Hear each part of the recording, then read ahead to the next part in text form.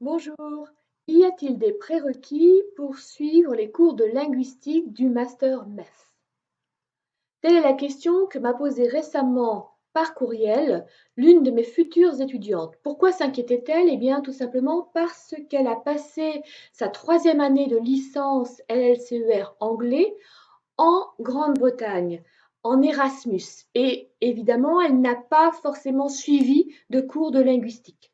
Alors, ce qu'il faut savoir, c'est qu'effectivement, quand vous êtes en préparation CAPES ou en préparation MEF, on suppose que vous avez derrière vous une licence LLCER anglais complète, bien maîtrisée, que vous possédez la culture générale aussi bien en littérature, en civilisation qu'en linguistique concernant eh bien, l'anglais, la langue anglaise.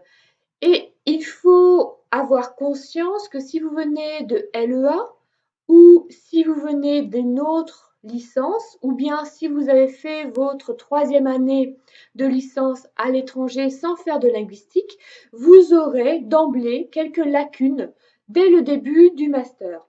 Or, en master, nous avons peu d'heures au final pour bien vous préparer aux épreuves. Donc nous consacrons souvent beaucoup de temps à vous présenter eh bien, des devoirs corrigés, à vous expliquer la méthodologie à respecter, que ce soit d'ailleurs pour le CAPES ou pour l'agrégation, et à vous faire des rappels de cours.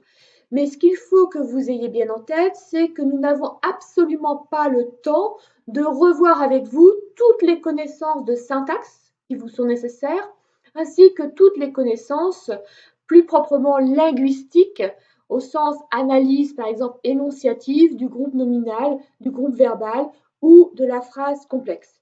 Donc ces connaissances, comme je vous l'ai expliqué dans une précédente vidéo que j'ai tournée, je crois, début juillet, ces connaissances, il vous appartient de les constituer. Alors, il aurait été une bonne chose de le faire pendant les vacances, mais vous avez encore le temps, pendant l'année de préparation, de réserver chaque semaine eh bien, un temps de lecture et de résumé des différents chapitres indispensables pour réussir le concours, aussi bien en linguistique CAPES qu'en linguistique agrégation. Donc, vous trouvez différents ouvrages sur le marché. Je vous ai fait une vidéo qui vous faisait une petite liste non exhaustive des ouvrages qui étaient disponibles. Et bien évidemment, je me permets toujours de vous conseiller, si vous avez des lacunes en syntaxe, c'est-à-dire si vous êtes un petit peu en difficulté quand on vous demande quelle est la catégorie de ce mot, quelle est la fonction de ce syntagme, à quel type de proposition subordonnée avez-vous à faire. Donc si vous avez des lacunes en syntaxe, je vous recommande mon propre ouvrage Syntaxe de la phrase anglaise, publié aux presses universitaires de Rennes en 2009.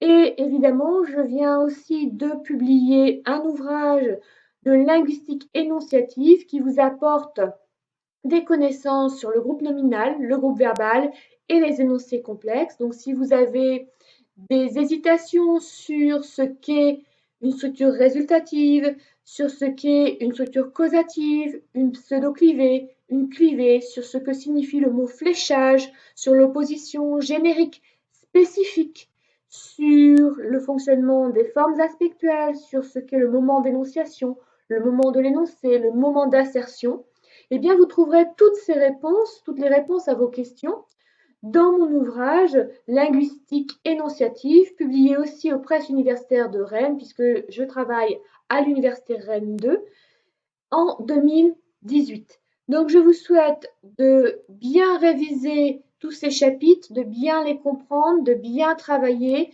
et de réussir ce concours que vous allez commencer à préparer véritablement avec vos enseignants dès la semaine prochaine.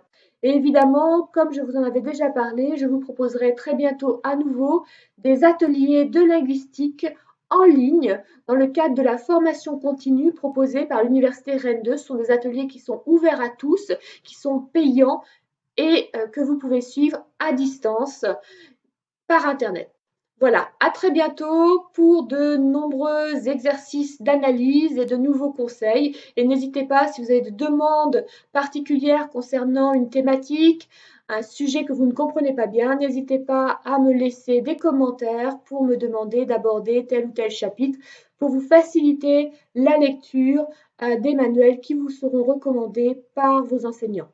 Bon courage et à très bientôt.